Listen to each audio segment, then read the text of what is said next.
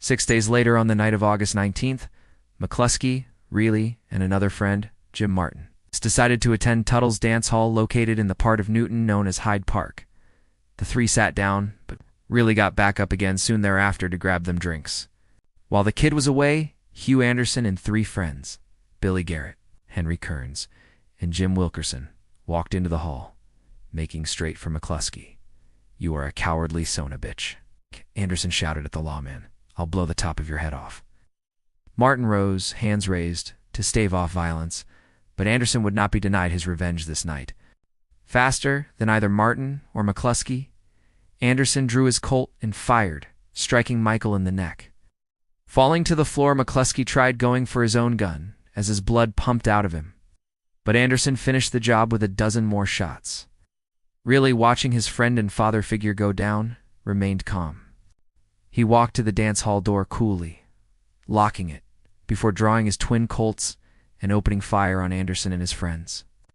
Despite never being in a gunfight before, McCluskey's training paid off, really hitting 7 men in seconds. Of those hit was Jim Martin, the poor man stumbling out into the streets where he died not long after. Billy Garrett was also struck in the chest, dying hours later. Kearns was next, but unlike Garrett, he survived an agonizing week before slipping away. One man, Patrick Lee, who wasn't even part of the Texan gang but a railroad man, took one of Reilly's bullets, the boy mistaking him. He died 2 days later from his wounds. Anderson and Wilkerson both took bullets but survived, being the last two to fall.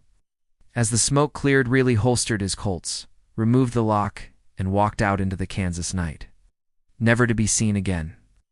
It's likely Reilly succumbed to his illness in the weeks or months following the gunfight, but we can't be certain. While Anderson survived the gunfight, he was to face justice 2 years later when Arthur McCluskey, the elder brother of Michael, tracked him down to the town of Medicine Lodge, where he challenged the Texan to a duel. In a brutal battle, the two men emptied their pistols into each other, and when both remained standing, drew their Bowie knives to engage in hand-to-hand combat, slicing each other to pieces. Hugh died on the end of McCluskey's knife, looking into the man's eyes as his life ebbed away.